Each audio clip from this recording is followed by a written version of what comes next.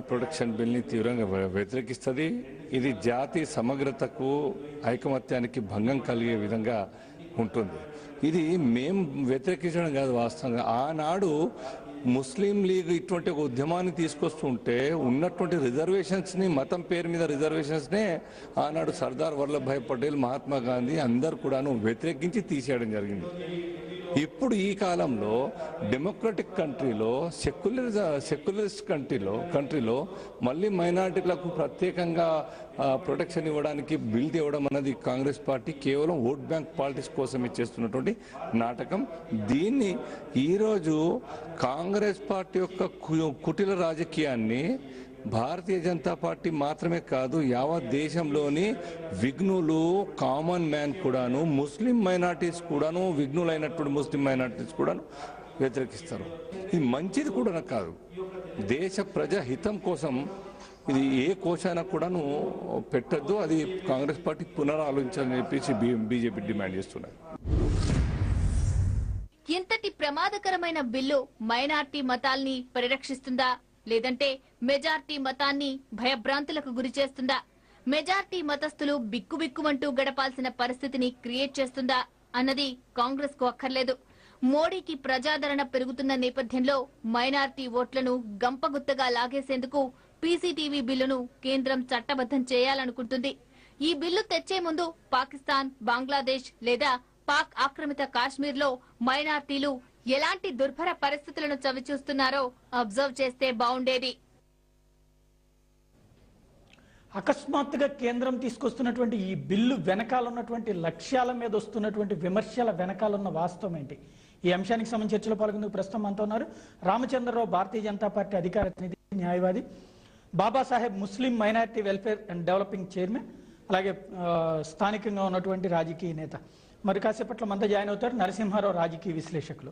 ముందుగా రామచంద్ర గారు ఏమనుకుంటున్నారు? భారతీయ జనతా పార్టీ ముస్లింలకి లేదా మైనారిటీలకి వ్యతిరేకం అన్నటువంటి తీవ్ర విమర్శల సమయంలో ఇక్కడ ప్రభుత్వం తీసుకొస్తున్నటువంటి minority protection and prevention of violence act అనేది తీసుకొచ్చినప్పుడు, అది మైనారిటీల పరిరక్షణ కోసం అంటున్నప్పుడు మీరు తాజాగా చేసేటువంటి పోరాటం వల్ల ఉపయోగం ఉంటుంది అనుకుంటున్నారు, నష్టం ఉంటుంది అనుకుంటున్నారు? ముఖ్యంగా ఈ బిల్ యాక్చువల్లీ ఇది ప్రైవేట్ బిల్, ప్రైవేట్ మెంబర్ పెట్టినట్టు బిల్ ఇది.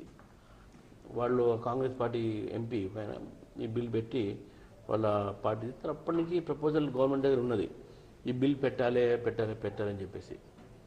సరే, బిల్లు కాపీ తెప్పించి చూస్తే అది మనం చదువుతూ ఉంటే ఎంత భయంకరంగా దాంట్లో ఉన్నటువంటి ఒక సెక్షన్స్ కానీ, దాంట్లో ఉన్నటువంటి ఒక ఈ ప్రొసీజర్స్ కానీ, దాంట్లో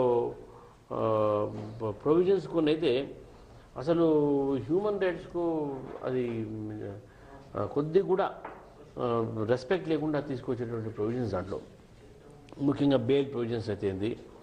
తర్వాత ఇప్పుడు ప్రతి దాంట్లో ఏముంటుందంటే, ఎంత తప్పు చేస్తే తప్పు చేశాడని అభియోగం ఏమైనా పెడితే అభియోగం చేసినప్పుడు ప్రూవ్ చేయాలి. బర్డన్ ఆఫ్ ప్రూఫ్ రైస్ ఉంది ప్రాసిక్యూషన్. నేను నిరపరాధిని నిరూపించుకోవాలి. ఇక్కడ అట్లా అన్ని కూడా రివర్స్గా ఉన్నది. తర్వాత విట్నెసెస్ విషయంలో కూడా ఆ విట్నెస్ ఎవరో లేదో వాళ్ళకు కూడా చెప్పాల్సిన అవసరం కూడా లేదు. ప్రొటెక్షన్ ఆఫ్ విట్నెస్ కింద ఆ విట్నెస్ పేరు కూడా మాకు ఇవ్వరు అనేటటువంటి ఒక ప్రొవిజన్స్ కూడా తీసుకోవడం జరుగుతుంది. అంటే దీంట్లో ఎటువంటి డ్రాకోనియన్ లా అంటుంది అని ముఖ్యంగా. అయితే ఇది భారతీయ జనతా పార్టీ ఒక్కరే కాదు, రాజకీయ పార్టీలు అన్నీ కూడా, మానవ సంఘాలు అన్నీ కూడా దీన్ని వ్యతిరేకించినాయి. ముఖ్యంగా దీంట్లో ఉన్నటువంటి ఒక ఉద్దేశం ఏంది? మీరు కమ్యూనల్ వైలెన్స్, ఈరోజు కమ్యూనల్ వైలెన్స్ అంటే ఏది? మైనారిటీస్ మీద దాడే కదా అనేటటువంటి ఒక పదం కాంగ్రెస్ వాడేది. ఇదే కాంగ్రెస్ పార్టీ శ్రీమతి గాంధీ గారి యొక్క హత్య తర్వాత ఎంతమంది సిక్కులను ఊచకోత కోసారు ఢిల్లీలో కానీ పంజాబ్లో కానీ. సిక్కులు భయపడి వాళ్ళ పిల్లలు ఒక తలపాగా వాళ్ళ హెయిర్స్ కట్ చేసుకున్నారు.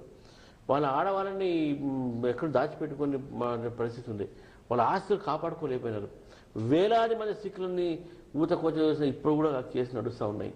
ఇదే కాంగ్రెస్ పార్టీకి నిజంగా ఉన్న మైనారిటీ మీద కొద్దిగా ప్రేమ ఉంటే ఆ రోజు జరిగినటువంటి దాడి, మైనారిటీ మీద దాడి, సిక్కులు మైనారిటీలే కదా ఈ దేశంలో, మళ్ళీ వారిపైన దాడి జరిగినప్పుడు ఎందుకు ఈ చట్టం తీసుకురాలేదు? ఈ రోజున తీసుకొస్తున్నారు.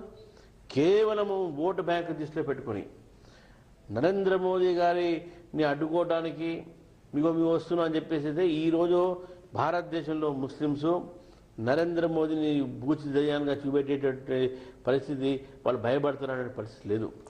ఈ రోజు ఉన్నటువంటి పరిస్థితిలో ఈ చట్టం అసలు అవసరమే లేదు. మళ్ళీ రెండు మతాల మధ్యన ఘర్షణ వివాదాన్ని సృష్టించడానికి ప్రయత్నం చేస్తున్న కాంగ్రెస్ ప్రయత్నము. ఈ బిల్లుని వ్యతిరేకించాల్సిన అవసరం ఉంది. పార్లమెంట్లో మేము తప్పకుండా వ్యతిరేకిస్తాం. పార్లమెంట్లో కాదు, బయట కూడా దీన్ని వ్యతిరేకించేటటువంటి ఒక మాకు ఉన్నటువంటి ఒక ఈ ప్రజా బలంతో కానీ మాకు ఉన్నటువంటి సంస్థా బలంతో కానీ మేము దాన్ని వ్యతిరేకిస్తాం. రైట్. నరసింహారావు గారు, ఈ కొత్త బిల్లు ద్వారా కేంద్రం ఏం చెప్పాలనుకుంటుంది? కేంద్రం చిత్తశుద్ధి ఉంటే దేశంలో కమ్యూనల్ వైలెన్స్ పోగొట్టాలి, లేకుండా చూడాలి, దాని కమ్యూనల్ వైలెన్స్ పాల్పడిన వాళ్ళని ఖచ్చితంగా శిక్షించాలి అన్న చిత్తశుద్ధి కానీ ఆ దృఢ సంకల్పం కానీ కేంద్ర ప్రభుత్వానికి ఏమాత్రం లేదు. ఏమాత్రం ఉంటే ఇప్పుడు తన పార్టీ వాళ్ళు అనేక చోట్ల కమ్యూనల్ వైలెన్స్ పాల్పడుతూ ఉంటారు, రెచ్చగొడుతూ ఉంటారు, ఏం చేస్తుంటారు. ఎక్కడ వాళ్ళు అడ్డుకున్నారా? అదంతా ఎందుకు? నరేంద్ర మోడీ ఒక ఉదాహరణ చెబుతా. నరేంద్ర మోడీ సుప్రీంకోర్టు ఒక తీర్పు ఇచ్చింది. ఎక్కడంటే పబ్లిక్ ప్లేసెస్లో మెయిన్ రోడ్స్ మీద ఉండే పూజా స్థలాలని వెంటనే తొలగించమని. అక్కడ 1000 దేవాలయాలను తొలగించాడు, 400 మసీదులు తొలగించాడు. వీళ్ళ కనుక నిజంగా మా మీద అనేక చోట్ల కాంగ్రెస్ పార్టీ ప్రభుత్వాలు ఉన్నాయి, మన రాష్ట్రంలో ఉన్నాయి, మన రాష్ట్రం కాంగ్రెస్ పార్టీ ప్రభుత్వం ఉంది, మన రోడ్ల మీద చూస్తూనే ఉన్నాం. వాళ్ళ మీ ఛానల్ రావాలంటే అన్ని మొత్తం అడ్డంకులే. ఈ అడ్డంకులు తొలగిస్తాకి ఇంతకు ప్రయత్నించలా అంటే ఓటు బ్యాంక్ రాజకీయాలకి కాంగ్రెస్ పార్టీ అలవాటు పడింది. అన్ని రాజకీయ పార్టీలు కూడా ఓటు బ్యాంక్ రాజకీయాలకు అలవాటు పడి ఆ ఓటు బ్యాంక్ దుర్మార్గం వేరు. టెర్రరిస్టులు అంటే ముస్లింస్కి టెర్రరిస్ట్ సంబంధం లేదు. టెర్రరిస్టులు అంటే దేశ ద్రోహులు, దేశ ప్రజల్ని వ్యతిరేకించేవాళ్ళు. అందువల్ల వాళ్ళని టెర్రరిస్టులు సపరేట్గా చూడాలి, వాళ్ళని కఠినంగా శిక్షించాలి. కానీ కఠినంగా శిక్షిస్తే మన పోలీస్ శాఖకి కొత్త శిక్షణ ఇస్తాం కానీ, పోలీస్ శాఖని ఆధునికం చేయటం కానీ, వాళ్ళు నిజంగా టెర్రరిస్టులు పట్టుకోవాలన్న తలంపు కానీ వీళ్ళకి లేదు. టెర్రరిస్టులు పట్టుకోవాలంటే టెర్రరిస్టులని ఎక్కడ దొరికితే బెయిల్ మీద ఎవరు విడుదల చేస్తుంది? రాజకీయ నాయకులు. రాజకీయ నాయకులు ఎవరు ఎక్కువ మంది? కాంగ్రెస్ పార్టీ వాళ్ళు లేక మిగతా పార్టీల వాళ్ళు. ఎందువల్ల రిలీజ్ చేస్తారు? వాళ్ళ బెయిల్ మీద రిలీజ్ అయిన వాళ్ళే మళ్ళీ అనేక చోట్ల టెర్రరిస్ట్ యాక్టివిటీలో పాల్గొనడం మనం చూసాం. మన హైదరాబాద్లో ఒకసారి అరెస్ట్ అయిన వాళ్ళు, ఇంకో చోట అరెస్ట్ అయిన వాళ్ళు మళ్ళీ వచ్చి ఇక టెర్రరిస్ట్ యాక్టివిటీలో పాల్గొంటున్నారు. అంటే ప్రభుత్వానికి చిత్తశుద్ధి లేదు, కాంగ్రెస్ పార్టీకి చిత్తశుద్ధి లేదు. కాంగ్రెస్ పార్టీ టెర్రరిజాన్ని పెంచి పోషిస్తుంది దేశంలో. ఈ కమ్యూనల్ వైలెన్స్ ఇలాగే ఉంటే తాము ఆ ముస్లింస్ని ఓటు బ్యాంక్ మార్చేసింది. అంతకన్నా దుర్మార్గం ఇంకోటి లేదు. ముస్లింస్ని అది మొత్తం ముస్లింస్ అంతా కూడా నాకు ఓటు వేసేస్తారు అన్న తప్పుడు భావనలో ఉండి వాళ్ళు ఒక అభద్రతా భయాన్ని నిరంతరం క్రియేట్ చేస్తుంది. మేము తప్ప ఇంక మరో గత్యంతరం లేదు, బీజేపీ వాళ్ళు వస్తే మీ ప్రాణం తీసేస్తారు, ఇంకెవరైతే మీ ప్రాణం తీసేస్తారు, మేము ఉంటే మీరు రక్షణ కల్పిస్తూ ఉంటారు. వాళ్ళు రక్షణ కల్పిస్తున్నారు, పోనీ అది చేయరు. అంటే ఒక అభద్రతా భయాన్ని క్రియేట్ చేసే ప్రజల్లో అమాయకులైనటువంటి ముస్లింలని వేధిస్తున్నారు, లేకపోతే అమాయకులైనటువంటి మైనారిటీల మీద దాడులు జరుగుతున్నాయి కాబట్టి వాళ్ళకి రక్షణ కల్పించడం కోసం చేస్తున్నటువంటి చట్టంగా చెప్తుంది కాంగ్రెస్. కరెక్ట్. ఎవరిని చట్టం వల్ల ఇప్పుడు ఇంతవరకు వాళ్ళ మీద వేధిస్తా అంటే వాళ్ళని చట్ట ప్రకారం ఇప్పుడున్న చట్టాల ప్రకారం ఏం చర్యలు తీసుకున్నారు? ఆ అమాయకుల మీద దాడి చేస్తే వాళ్ళ మీద ఏ సెక్షన్లు తీసుకున్నారు? వాళ్ళు స్పెషల్ కోర్టులు వేసారా? స్పెషల్ కోర్టులు పెట్టి తక్షణమే 1 నెల 2 నెలలు వాళ్ళు శిక్ష పడేట్ చేశారా? ఎవరు కూడా ఇంకా జోలికి వెళ్ళరు. అట్లాంటి పనులు చేరిక అట్లాంటి శిక్ష పడేట్ చేస్తే స్పెషల్ కోర్టులు ఎందుకు పెట్టట్లా? మీరు కమ్యూనల్ వైలెన్స్ ఉన్న తోటల్లో కూడా స్పెషల్ కోర్టులు పెట్టండి. ఆ వైలెన్స్ పాల్పడిన వాళ్ళని ఇమీడియట్గా వాళ్ళని అరెస్ట్ చేసి వాళ్ళకి శిక్ష పడేట్ చూడండి. అది ఇంత చూడట్లా వాళ్ళకి బెయిల్. ఇట్లాంటి పనులన్నీ కూడా కాంగ్రెస్ పార్టీ కేవలం అబద్ధతలోకి నెట్టడానికి. ఒక పెద్ద పాపులేషన్ దేశంలో 10% ఉన్నారు, వాళ్ళు మనతో పాటు పుట్టారు, మనతో పాటు పెరిగారు, మిగతా హిందువులతో పాటు. అట్లాంటిది వాళ్ళని పట్టుకుని వాళ్ళు అబద్ధత భయాన్ని క్రియేట్ చేయడం అనేది ఇంతకన్నా దుర్మార్గం, ఇంతకన్నా దేశద్రోహకరమైన చర్య దేశంలో మరొకటి లేదు. రైట్. బాబాసాహెబ్ గారు మీరేమంటారు? సార్, రాజీవ్ గాంధీ గారు చనిపోయినప్పుడు ఉగ్రవాద చేతుల్లో చచ్చిపోయారు. ఆయన అప్పుడు తీసుకోవాల్సిన చర్య అప్పటి నుంచి కూడా తీసుకోవాలంటే అప్పటి నుంచి ఉగ్రవాదులపైనటువంటి ఆ ఆ కన్ను పెట్టింటే ఇప్పటి వరకు ఇలాంటి పరిస్థితి వచ్చేది కాదు మన దేశంలో. ఇప్పుడు ఉన్న పలంగా ఈ బిల్లుని తీసుకొచ్చే దాంట్లో అన్నదమ్ములుగా బాగా ప్యార్ మొహబ్బత్తో ఉంటున్నటువంటి వాళ్ళ మీద రే వీళ్ళకి ఈ బిల్లు చాలా బాగా చేస్తుంది, రేపు నేను తప్పు చేయకుండా చేశానని చెప్పి నిరూపిస్తారు వీళ్ళు అనేటువంటి అభద్రతా భావం వేరే వాళ్ళు కూడా కలగచ్చు. ముస్లిం కూడా ఏమంటే ముస్లిం మైనార్టీస్ మేము ఎప్పుడు కొట్లాడుకోవడం, మేము ఏదైనా చిన్న వచ్చినా కూడా మనమంతా కలిసికట్టుగా ఉన్నాం. అన్ని పెళ్లిళ్లకు, అన్ని పేరెంటాలకు, పండగలకు అన్నిటికీ మేము వెళ్తున్నాం. ఈ బిల్లు అవసరమా? ఇది కేవలం కాంగ్రెస్ ప్రభుత్వం ఇటు ఆంధ్రలో కోరి పెట్టేసింది, ఇటు ప్రతి ఒక్క చోట కూడా అగ్గి రాజేసింది. ఇప్పుడు చేయడానికి ఏం లేదు గవర్నమెంట్కి. ఇప్పుడు ఒకటి బిల్లు వలన భూతత్వంలాగా చూపించి మైనార్టీస్కి మేమున్నాం అండ, ఎప్పుడు లేదు అండ మాకు మైనార్టీస్గా. బీద వాళ్ళకు ఉన్నారు, పంచర్లు వేసుకొని జీవిస్తున్నారు. గుజరాత్లో అయినా ఎక్కడైనా ఏదైనా ముస్లిమ్స్ ఎవరైనా కానీ ఇప్పుడు వాళ్ళ కాళ్ళు చేతులు వాళ్ళ మీద ఆధారపడినారు. అయినా రెచ్చగొట్టినా మేము ఎప్పుడు కూడా ఎవరితో రెచ్చగొట్టబడము, మేమంతా భారతీయులము, మేమంతా అన్నదమ్ముల్లాగా ఉంటాం, మాకు ఈ బిల్లు అవసరం లేదు. అంటే ఉగ్రవాదుల పేరుతో అమాయకులైనటువంటి యువకుల్ని వేధించి తీసుకువెళ్తున్నారు కాబట్టి అట్లాంటి వాళ్ళ పరిరక్షణ కోసం రీసెంట్ గా మీరు రాష్ట్రంలోనే చూశారు, అమాయకులైనటువంటి వాళ్ళని తీసుకెళ్తున్నారని వాళ్ళందరికీ డబ్బులు కట్టమని చెప్పేసి, పెనాల్టీలు కట్టమని చెప్పేసి కేంద్రం మైనార్టీ కమిషన్ ఇచ్చిందన్న పేరుతో ఇక్కడ రాష్ట్ర ప్రభుత్వం డబ్బులు ఇచ్చేయడం కూడా జరిగింది. ఒక్కొక్కరికి కొన్ని రోజుల పాటు వేధించారు. అట్లాంటి దేశవ్యాప్తంగా జరుగుతున్నాయంటూ వాటిని ఆపండి అని నేరుగా కేంద్ర హోంమంత్రి అన్ని రాష్ట్రాలకి పోలీసులకి లేఖలు రాసినటువంటి పరిస్థితి ఉంది. అంటే ఇది నిజంగానే అంత తీవ్ర స్థాయిలో అమాయకులందరినీ తీసుకెళ్లి వేధిస్తున్నారని నమ్ముతున్నారా? వాళ్ళ కోసమే ఈ చట్టం తెస్తున్నారని మీరు నమ్ముతున్నారు? ఇది మాత్రం తప్పు సార్. ఎందుకంటే చేసింది ఎవడో, ఉగ్రవాద చర్య చేసింది ఎవడో, భారతీయుడు ఎవడు కూడా ఇలాంటి పనులు చేయడు. ఉగ్రవాదం అనేది ఒక సంస్థ. ఉగ్రవాదంలో ఈ పిల్లలకు లింక్ ఉందని చదువుకున్నటువంటి వాళ్ళందరినీ తీసుకుని వేయడము, వాళ్ళని ఇలా వదిలేయడము సింపతి గురించే కాంగ్రెస్ పార్టీ ఓటు బ్యాంక్ నుంచి తప్ప. ఎందుకంటే మైనార్టీస్కి ఏం బలం లేదు సార్, మేమేం చేయలేము, మాకెవరు సపోర్ట్ లేరు. ఇప్పుడు బలం దీంతో ఇస్తున్నట్టు, దీని బలంలో ఇచ్చినా కూడా ఎక్కడ బలం ఉంది సార్? ఇది ఓట్ బ్యాంక్ లా కనిపిస్తుంది కదా మనకు, అది ఓట్ బ్యాంకే అంటున్నా నేను. కానీ నిజంగా మీరు చట్టాలు తీసుకొచ్చి మైనారిటీ ముస్లిమ్స్ పిల్లలకు నిజంగా మీరు సేవ చేయాల్సినటువంటి భావన మీకుంటే పోలీసులకి అధికారం ఇవ్వండి. వెంటనే వీడు తప్పు చేశాడు, వీడికి అక్కడికక్కడే శిక్ష ఇమ్మీడియట్ గా మనకు మొబైల్ టైప్ ఉన్నటువంటి సర్కారు వచ్చి రాగలిగితే ఇటువంటి చట్టాలు తీసుకోండి. సౌదీ అరేబియాలో ఇలాంటి చట్టాలు ఉన్నాయి, అల్లి తీసుకురండి. ఇది కేవలం సింపతి గురించి ఎందుకు చేస్తారు మీరు? మాకంతా తెలీదా? మేము లాలిపుట్లు తింటున్నామా? మాకు తెలియదా? ప్రతి ఒక్కరు కూడా ఈ చట్టం మాకు మంచిదే కాదని కాదు, దానిలో ఉద్దేశం ఏంది? మంచిదైతే మాకేం ప్రాబ్లం లేదు. కానీ ఇంతకుముందు ఇన్ని సంవత్సరాల చూస్తున్నాము, ఒక ఉగ్రవాది ఏదైనా చిన్న ప్రాబ్లం జరిగినా ఇది ఉగ్రవాద చర్య. మొన్న జరిగిన 43 మంది చచ్చిపోయినట్టు బస్సు 2-3 రోజులది ఫస్ట్ చెప్పింది ఏంది? ఇది ఉగ్రవాద చర్య అని కొంతమంది అన్నారు. ఈ పోలీస్ కానీ ఈ రాజకీయ నాయకులు ముందు జరిగేది ఏంటంటే ఇది ఉగ్రవాదం. మొన్న జరిగినటువంటి మోడీ సభలో కూడా అల్లరల్లో అది కూడా అదే పాయింట్ తీసుకొచ్చి పెట్టారు.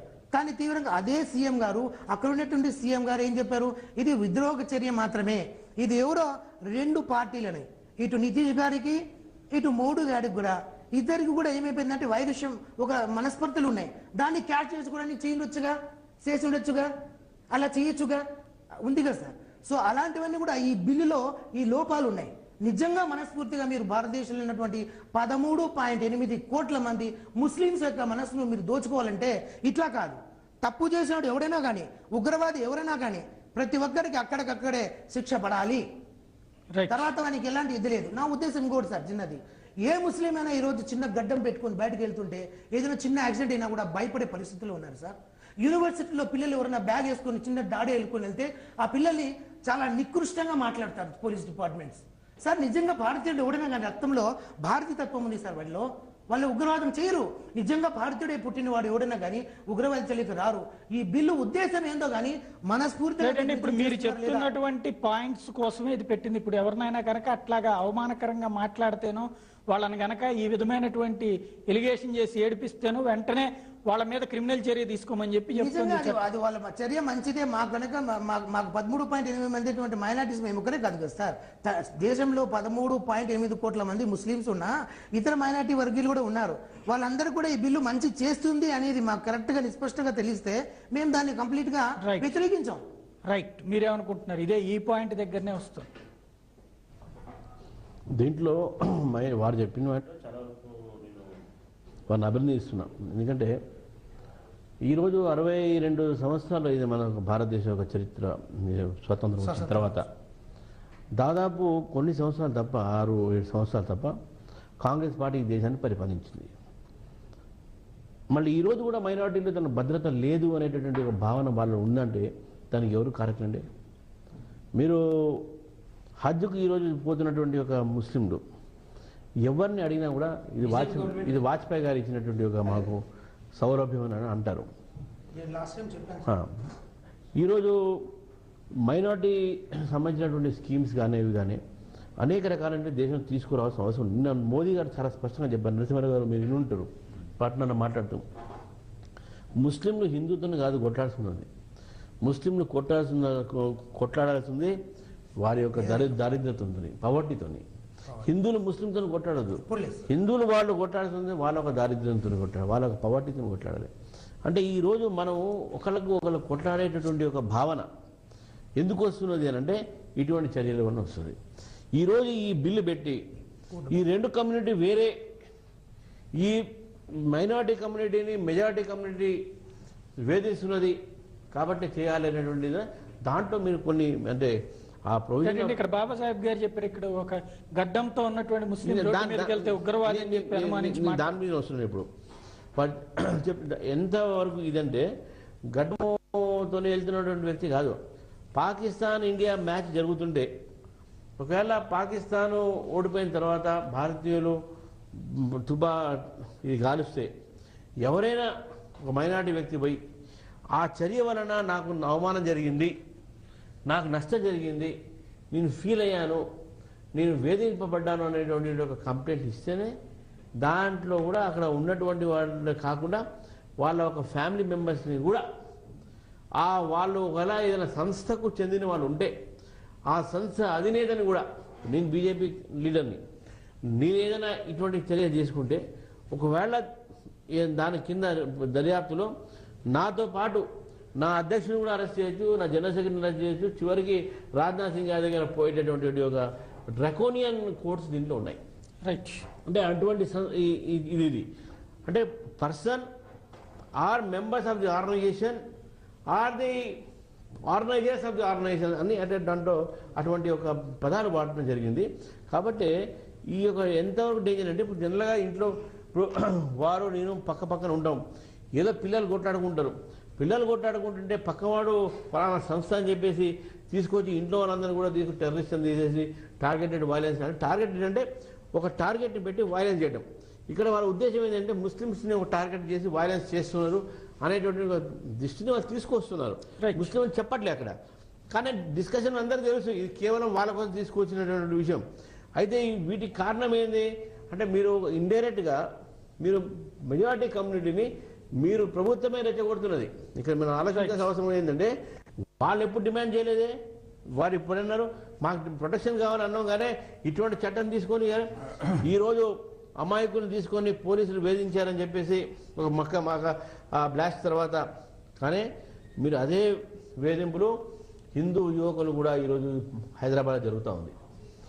వినాయక చవితి వస్తే, దసరా పండుగ వస్తే, దీపావళి పండుగలు వస్తే ఓల్డ్ సిటీలో చూడండి చాలామంది ఫ్యామిలీస్లో చిన్న పిల్లలు తీసుకొని టాస్క్ ఫోర్స్ జైల్లో పెట్టి వారం రోజులు 10 రోజులు పెట్టేసి వాళ్ళ మీద తప్పుడు కేసులు పెట్టేసి ఒక్కొక్క పిల్లవాడి మీద 30 కేసులు 20 కేసులు, చాట్ అమ్ముకునేటటువంటి మీద 20 కేసులు పెడితే వాడు షూరిటీకు 3 లక్షల రూపాయలు కావాలి. ఎవరు ఇస్తారండి? అంటే పోలీసులు చేసినటువంటి ఒక దుర్వ్యవహారానికి ఒక సంస్థను కానీ ఒక మతాన్ని కానీ మీరు నిందించలేరు. రైట్. ఈరోజు మక్కా మస్జిద్ కేసులోనే కోర్టులో నేనే వేశాను. ఏది ఎట్లా మీరు how you view compensation, very dangerous attitude. Police okay investigate చేయాలి, ఇన్నోసెంట్ని అరెస్ట్ చేయకూడదు. దానికి పద్ధతులు ఉన్నాయి. మన సైన్స్ అండ్ టెక్నాలజీ పెరిగింది, మన దగ్గర రకరకాలైనటువంటి ఒక సైంటిఫిక్ దర్యాప్తు సంస్థలు వచ్చినాయి. కానీ దాన్ని వాడకుండా మీరు ఇఫ్ యూర్ ఇన్హ్యూమన్ పద్ధతిలో మీరు ఇటు హిందూ యూత్ను మీరు వేధిస్తున్నారు, అక్కడ ముస్లిం యూత్ని వేధిస్తున్నారు. కాకపోతే ఏంటంటే ముస్లిం యూత్కు కాంపన్సేషన్ గవర్నమెంట్ ఇచ్చింది, హిందూ యూత్లకు జైలు పాలు చేశారు, అంతవరకు డిఫరెన్స్. కానీ ఇక్కడ ఉన్నటువంటి పరిస్థితిలో ఈ బిల్లు మొన్నటి వరకు దీన్ని పక్క పెట్టారు. దీని మీద డిస్కషన్ జరిగిన తర్వాత, పబ్లిక్లో డిస్కషన్ జరిగిన తర్వాత ఇప్పుడు స్టాండింగ్ కమిటీగా వాటిలో వీటిలో ఇవన్నీ పోవాల్సి ఉన్నాయి. ముందే దీని మీద పబ్లిక్లో డిస్కషన్ జరిగిన తర్వాత కాంగ్రెస్ పార్టీ భయపడ్డది ఇది తీసుకురావడానికి. కానీ ఎప్పుడైతే మోదీ గ్రాఫ్ మళ్ళీ పెరుగుతూ ఉన్నదో, మైనారిటీస్ కూడా కొంతసేపు మోదీ వైపు చూపెడుతూ ఉంటే, మన పార్ట్నర్లో మాట్లాడిన తర్వాత ఇంకా మైనారిటీస్ బీజేపీకి దగ్గర అవుతున్నటువంటి సంకేతాలు వచ్చినప్పుడు ఈ బిల్లు తీసుకువచ్చి మళ్ళీ విభేదాన్ని, భేదభావాన్ని సృష్టించేటువంటి ప్రయత్నము కాంగ్రెస్ చేస్తున్నది. రైట్. ఇక్కడ ఈ 2 రకాలైనటువంటి వెర్షన్స్ ఉన్నాయి. ఒకటి, మమ్మల్ని కావాలని టార్గెట్ చేస్తున్నారు, ఎక్కడ ఏం జరిగినా తీవ్రవాదం అన్నటువంటి పేరుతో అది ముస్లింల వైపే చూస్తున్నారు అన్నటువంటిది బాబాసాహెబ్ గారు చెప్తుంది. అదే సమయంలో మోడీ ఇంపాక్ట్ని అడ్డుకోవడం కోసం అని చెప్పేసి కేంద్రం చేస్తున్నటువంటి ప్రయత్నం, ఈ రెండింటినీ కంపేర్ చేసుకున్నప్పుడు ఈ బిల్లు ఆగుతుంది అన్నటువంటి ఫీలింగ్ ఏమైనా ఉంది అసలు? అంటే తీవ్రవాదులు ముస్లింలో ఉన్నారు, హిందువులు ఉన్నారు. ఇప్పుడు నక్సలైట్లంతా తీవ్రవాదులే. నక్సలైట్లంతా ఎక్కువ ఛత్తీస్గఢ్లో మొన్న పోలీసులు తప్పిస్తుంది, కానీ వేలాది మంది చంపుతుంది వాళ్ళు హిందువులే. ఆ కారణం పెట్టి అక్కడ హిందువులందరినీ హింసిస్తారా, ఇక్కడ ముస్లిమ్స్ అందరినీ హింసిస్తారా? అంతకన్నా దుర్మార్గమైన విషయం ఉందా? ముస్లిమ్స్ నుంచి తీవ్రవాదులను వేరు చేయాలి, హిందువుల నుంచి తీవ్రవాదులను వేరు చేయాలి, తీవ్రవాదులు ఎవరో గుర్తించాలి, వాళ్ళ ఆనుపాలను పట్టుకోవాలి. మొత్తం దేశం మొత్తం మీద మా భక్తులు ఎవరో ఇటీవల వార్తలోకి వచ్చాడు. అట్లాంటి తీవ్రవాదులు ఎంతమంది ఉన్నారు? ముస్లిం తీవ్రవాదులు, ముస్లిమ్స్ అవ్వచ్చు, కానీ వాళ్ళు ఒక 50 మంది 100 మంది ఉంటారు, 200 మంది ఉంటారు. 200 మంది కోసమని 200 మంది పట్టుకోలేక, వాళ్ళని శిక్షించలేక, వాళ్ళ కోర్టులో నిలబెట్టలేక ఈ పిచ్చి పనులని గవర్నమెంట్ చేస్తుంది. అంతే తప్ప వాళ్ళని ఏంటంటే కాంగ్రెస్ టార్గెట్ ఇక్కడ మైనారిటీ ఓట్ బ్యాంక్, ఇక్కడ మైనారిటీల అభద్రత ఉందన్నది బాబాసాహెబ్ గారు చెప్తుంది. అంటే ఒక చులకన చేస్తున్నారు, అవమానిస్తున్నారు అన్నటువంటి ఒక ఫీలింగ్ తో పాటుగా అన్యాయంగా అరెస్టులు చేసి వేధిస్తున్నారు అన్నటువంటిది. ఇట్లాంటి ఫీలింగ్ ఉన్నటువంటి మైనారిటీలకు సంబంధించినటువంటి వాళ్ళని ఈ బిల్లు ద్వారా కాంగ్రెస్ పార్టీ తీసుకొచ్చినప్పుడు వాళ్ళందరూ కూడా సపోర్ట్ చేసి, ఇప్పుడు రామచంద్రరావు గారు చెప్పినటువంటి విధంగా ఒక రెండు వైపుల రైవలరీ కాన్ఫ్లిక్ట్ పెరిగే అవకాశం ఉంటుందంటారా, లేదు పబ్లిక్ దాన్ని పట్టించుకోరంటారా? అంటే ముస్లిమ్స్ మనం అందరూ ఒకే రకంగా హోమోజీనియస్ గ్రూప్ కాదు మన దేశంలో. పల్లెటూళ్ళు ఉండే ముస్లిమ్స్ వేరు, పల్లెటూళ్ళు ఉండే ముస్లిమ్స్ ఎక్కడో బెదవాడ కానీ లేక భీమవరం కానీ ఎక్కడో మిగతా చోట్లకి వెళ్ళి తాడిపత్రి కానీ అక్కడ ఉన్న ముస్లిమ్స్ అది ఒక కులంగా భావిస్తారు, అది ఒక మతంగా సపరేట్ వేరు మతంగా భావించరు, అది ఒక కులంగా భావిస్తారు. సిటీస్లో ఉండేవాళ్ళు వేరు, సిటీస్లో ఉండేవాళ్ళు కూడా ఇప్పుడు దాంట్లో బాగా ధనవంతులు ఉన్నారు, బాగా ఎడ్యుకేటెడ్ ఉన్నారు, పెద్ద చదువుకునే వాళ్ళు ఉన్నారు, ఈ తీవ్రవాద భావాల పట్ల వేగంగా ముగ్గే వాళ్ళు ఉన్నారు, ఆకర్షితులు అయ్యే వాళ్ళు ఉన్నారు. వాళ్ళు దానికోసం సచార్ కమిటీ వేసాం. సచార్ కమిటీ అనేక సూచనలు ఇచ్చింది. ముస్లిం యొక్క జీవన ప్రమాణాలను ఎలా పెంచాలి, వాళ్ళ జీవన పరిస్థితులను ఎలా పెంచాలి, వాళ్ళకి ఆదాయ వచ్చే మార్గాలు ఎలా చూపించాలి అని చెబితే దాన్ని గవర్నమెంట్ ఏమాత్రం పట్టించుకోవాలో, దాన్ని ఏమాత్రం అమలు చేయాలి. పైగా ప్రతి మతంలో ఉన్నట్టే ముస్లిం మతంలో కూడా మూఢత్వం ఉంది, హిందూ మతంలో మూఢత్వం ఉంది. ఆ మూఢత్వాన్ని పోగొట్టడానికి కనీసం మిగతా ముస్లిం దేశాలు ఏం చేస్తున్నాయి, అక్కడ ఎటువంటి సంస్కరణలు తీసుకొచ్చినాయి మతంలో, ఆ సంస్కరణలు తీసుకొస్తాకి ఇక్కడ ప్రభుత్వం ఏమి ప్రయత్నించట్లా, ఏ ప్రభుత్వం కూడా ప్రయత్నించట్లా. అది వాళ్ళకే ఉపయోగం. షాబానో కేసుని రాజీవ్ గాంధీ ఎప్పుడైతే అంగీకరించాడో, షాబానో కేసు అంగీకరించి ఇది పెట్టాడో అప్పటి నుంచి అసలు అది తిరోగమనం మొదలైంది. లేకపోతే అప్పుడు దాకా సంస్కరణ పాటలు నడుస్తుంది ముస్లిం మతం కూడా. ఇక్కడ వాళ్ళ ఒక 5 ఏళ్ళు 10 ఏళ్ళు కొంచెం ఆశంగా వెళ్ళొచ్చు, కానీ వీళ్ళు కూడా సంస్కరణ పాటలు వెళ్తారు. వీళ్ళు కూడా ఎక్కువ మంది భార్యలు ఉంటాం, ఎక్కువ మంది పిల్లలు ఉంటాం, అది వాళ్ళకే సంతోషదాయకం కాదు, వాళ్ళకి జీవితంలో లాభదాయకం కాదు, ప్రయోజనదాయకం కాదు. వీళ్ళు కూడా మార్పుకు సిద్ధంగా ఉన్నారు. కానీ ప్రభుత్వం వీళ్ళని ఓటు బ్యాంక్ చూస్తాం వల్ల వీళ్ళ మార్పుకి అసలు మార్పును అంగీకరించుకోకుండా, మార్పును తీసుకొస్తే ప్రయత్నించుకోకుండా, మార్పు రాకుండా ఉండడానికి అనేక రకాల ప్రయత్నాలు చేస్తారు ప్రభుత్వాలు. అందువల్ల ప్రభుత్వాలు వాళ్ళ ప్రభుత్వం చేతిలో వాళ్ళ కాంగ్రెస్ పార్టీ కేవలం కావాలని ముస్లిమ్స్ వాళ్ళ మనుషులుగా చూడట్లా, వాళ్ళని తోటి వ్యక్తులుగా చూడట్లా, హిందూ సమాజంతో సమానంగా చూడట్లా. వాళ్ళు ఒక ఓటు బ్యాంకుగా, వాళ్ళు మనకు ఓటు వేసేవాళ్ళలాగా, వాళ్ళు ఆ తీవ్రవాదాన్ని లేక అభద్రతా భావాన్ని కనుక ప్రేరేపిస్తే తక్కువ మనకు ఓటు వేస్తారు. అట్లాంటి సమయంలో తెస్తున్న ఈ బిల్లు ద్వారా కాంగ్రెస్ లక్ష్యం నెరవేరుతుందంటారా, నెరవేరదంటారా? అంటే నెరవేరుతుందంటే కొంతవరకు ఏమైనా నెరవేరుతున్నాం, కానీ ముస్లిమ్స్ కూడా బాగా చదువుకున్న వాళ్ళు ఉన్నారు, విద్యలు ఉన్నారు, వాళ్ళు తెలివైన వాళ్ళు ఉన్నారు. వాళ్ళంతా కూడా ఈ భావాలను నమ్ముతారని నేను అనుకుని ఈ బిల్లు వల్ల వాళ్ళు మొత్తం ఈ బిల్లు వల్ల వాళ్ళు మొత్తం తమ వైపు మొగ్గుతారని అనుకుంటా కూడా ఏమి స్కోప్ లేదు. ముస్లిమ్స్ ఏకపక్షంగా ఓటేసినాయి, ఎక్కడ మత కల్లోలాలు జరిగినప్పుడు అప్పుడే తప్ప ఏకపక్షంగా ఓటేసే సందర్భమే లేదు. ఇక్కడ మోడీ ఇంపాక్ట్ వచ్చినటువంటి సమయంలో మోడీ యాంటీ మైనారిటీ అన్నటువంటి పాయింట్ తో దేశవ్యాప్తంగా కాంగ్రెస్ ప్రచారం చేస్తున్నటువంటి సమయంలో ఇది పాజిటివ్ గా కాంగ్రెస్ అండ్ యాంటీ మోడీ అన్నటువంటి కాన్సెప్ట్ తో దీన్ని ఉపయోగించుకోవచ్చు. అంటే కాంగ్రెస్ మోడీకి వ్యతిరేకంగా చెబుతాకి ఏమీ లేక, మోడీని వ్యతిరేకించలేక, కేవలం మైనార్టీకి వ్యతిరేకం అని చెబుతా అనవసరంగా చాలా మంది మెజార్టీలు కూడా నెట్టేస్తున్నారు, మెజార్టీ పక్షాలు కూడా మోడీ నెట్టేస్తున్నారు. అంతే రాజకీయంగా అతనిలో గొప్ప లక్షణాలు ఏంటి, మనలో లేని ఏంటి, మనం కూడా అతన్ని ఎట్లా ఢీకొనాలి, అతనిలో ఉన్న బలహీనతలు ఏంటి, వాటిని ఎలా ఎదురు చూపించాలి. ఎందుకండి ఒక చిన్న విషయం, ఆయన అధికారంలోకి వచ్చాక గోదావరి సంఘటన తర్వాత అక్కడ మొత్తం ఆ రాష్ట్రంలో ఒక కమ్యూనల్ రైట్ జరగల.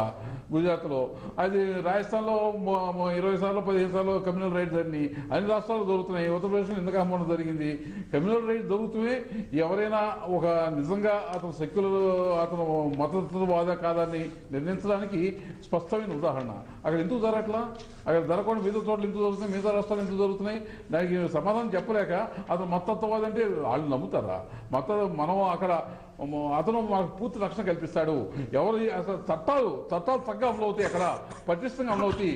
ఎవరు తప్పు పని చేసినా, ముస్లిం ఎవరు దాడి చేసినా వాళ్ళకి శిక్ష పడుతుంది, కోర్టు తీసుకెళ్తాం జరుగుతుంది అన్న విశ్వాసాన్ని అతను కలిగించగలిగాడు. అతను మిగతా వాళ్ళు కూడా అలా కలిగించాలి.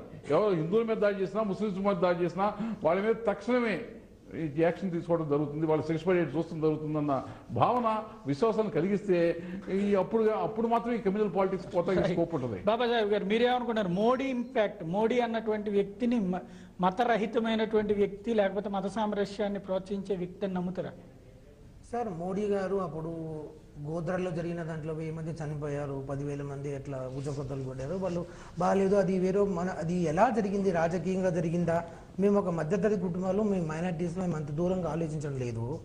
ఒక గుజరాత్లో దశాబ్దాల పాటు ఆయన సీఎంగా కొనసాగుతున్నాడంటే మామూలు విషయం కాదు ఇది. అంత పెద్ద వ్యక్తిని విమర్శించే అర్హత కూడా మాకు లేదు. కాకపోతే అక్కడ ఏదో జరిగింది, ఏం జరిగిందో మాకు తెలియదు. కానీ మా హృదయాలు గాయాలైనటువంటి మాట వాస్తవం సార్.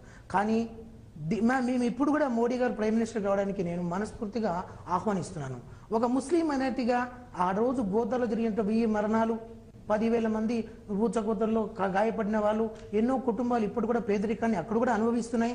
న్యూయార్క్ న్యూ టైమ్స్ కూడా పేపర్లు మనం చదివాము. అంత మాత్రమే ఆయన మేల్కొండొచ్చు, కొంచెం మార్పు రావచ్చు, ఆయన ప్రైమ్ మినిస్టర్ అయితే మాకు మంచి జరగచ్చేమో అనే భావనలు మేము ఉన్నాము. కానీ ఇది ఆయనకి వ్యతిరేకంగా ఈ రోజున అంటే మోడీ అన్నటువంటి ముద్ర ఒకవైపుని చూపెట్టడం ద్వారా ఇంకోవైపున మేము మాత్రమే మీకు రక్షకులమని చెప్పేటువంటి ప్రయత్నం కాంగ్రెస్ చేస్తున్నప్పుడు కాంగ్రెస్ పార్టీని మైనార్టీలు దగ్గరికి తీసుకుని మోడీకి వ్యతిరేకంగా ఓట్లు వేయకుండా ఉంటారా ఒక గుంపగొత్త? సార్, ఒకటి ఇప్పుడు ఎడ్యుకేషన్, ఇప్పుడు 3 వర్గాలు ఉన్నాయి సార్. మంచి ఎడ్యుకేషనల్, రెండోది మధ్యతరగతి కుటుంబాలు, థర్డ్ చాలా బీదరికం. ఏది ఎక్కువ ఉంది? ఏది ఎక్కువ ఉన్నటువంటిది బీదరికమే ఎక్కువ ఉంది కదా సార్. వాళ్ళందరూ మరి ఏ కోణంలో చూస్తారు? వాళ్ళంతా కూడా వాళ్ళకి ఏం తెలియదు, వాళ్ళకి బిల్లు తెలియదు, వాళ్ళకి ఏం తెలియదు. వాళ్ళు ఈ బిల్లుని ఆటోమేటిక్ గా యాక్సెప్ట్ చేయడంతో పాటుగా దీనికి అనుకూలంగా కాంగ్రెస్ పార్టీకి ఓట్లేరా అంటే వీళ్ళకి ఏం అలవాటు పడిపోయారు. ఇండియాలో 40% కాంగ్రెస్ కు వస్తుంది. ఈ టైంలో మనం గెలవలేము. ఇండియా మొత్తం కూడా వాళ్ళు గెలవలేనటువంటి విషయం వాస్తవం. ముస్లింస్కి అయినా కానీ వాళ్ళు ఏం చేశారనేది. ఇప్పుడు ఈ బిల్లు ఎందుకు చేస్తున్నారు సార్? ఆ బిల్లుతో వాళ్ళని మంచి పనులు చేయొచ్చు కదా. ముస్లిం మైనార్టీలో చదివిన వ్యక్తికి అట్రాక్ట్ చేసి ఒక కంపెనీయో, ఒక ఇంజనీరింగో, లేకపోతే అతను ఏం చేసుకుంటాడు, ఇంతవరకు చదివాడు, మైనార్టీస్లో లోన్ ఇవ్వండి, పిలిచి వాళ్ళకు ఈ చట్టాల వల్ల మాకు వచ్చే లాభం ఏంటి? ఏం లేదు. విధ్వంసం సరేలే, ఇప్పుడు అభద్రతా భావం రెండిట్లోనూ కలుగుతుంది. వాళ్ళకి ఎక్కువ ఎస్టీ సెల్ చూడండి, అనవసరంగా వేరే ప్రాబ్లం చేసినా కూడా వాళ్ళు ప్రాబ్లం చేయకుండా కూడా చాలా మంది ఈరోజు జైల్లో చిక్కుకుంటున్నారు. ఇలాంటిటువంటి బిల్లు తేవడం కంటే మా మధ్యస్థులైనటువంటి మైనారిటీస్లో మేము ఒక్కరే కాదు, ముస్లిమ్స్ మైనారిటీ కాకుండా ఇంకా వేరే క్రిస్టియన్ జాతులకు సంబంధించిన వాళ్ళందరినీ కూడా యువతలో ఉన్నటువంటి అపోహలను తొలగించి వాళ్ళలో ఉన్నటువంటి టాలెంట్ను బయటకు లాగి వాళ్ళకి కావాల్సినటువంటి అన్ని రకాలుగా వాళ్ళకి ఏమేమి చేస్తారో ఒక ర్యాకెట్ తయారు చేసేటువంటి జ్ఞానం ఉన్నా వాడు ఏం చేయలేకపోతున్నాడు. ఒక మంచి బండి అతి తక్కువ ఖర్చులు చేయగలిగినా వాడు ఏం చేయలేకపోతున్నాడు. వాళ్ళని టాలెంట్ తీస్తే దానికి మీరు ఏదైనా ఫండ్స్ ఇవ్వండి అయ్యా, అట్లా చేయండి. బిల్లు వల్ల మాకేంటి లాభం? బిల్లు వల్ల లాభం లేదు. కేవలం ఇది మోడీ వస్తున్నాడు, మోడీ ద్వారా ఆయనకు చూపించడానికి ప్రత్యేకంగా ఓటు బ్యాంకుగా ఇది తీస్తున్నారు తప్ప మేమంతా ఎరుపుకులేం కాదు సార్. ప్రజల్లో కూడా అవగాహన ఉంది.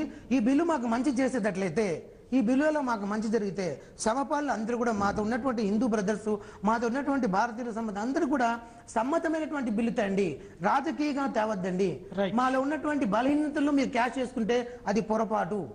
రైట్. ఇక్కడ మాస్ ఓటింగ్ బేస్ గా జరిగేటప్పుడు అది ఆటోమేటిక్ గా ప్రయోజనం చేకూర్చదా? మైనార్టీ ఇన్సెక్యూరిటీ అనేది క్రియేట్ చేస్తే మాస్ ఓటింగ్ ఉంటుంది. వాళ్ళకి ఎప్పుడు భయంలో ఉంచాలి. ఆ భయం మోడీ ఒక ఇన్సెక్యూర్, అదే దాని విషయంలో ఒక భయంలో ఉంచి శ్రీమతి గాంధీ గారు దీన్ని కనుక్కున్నటువంటి ఒక టెక్నిక్ ఇది.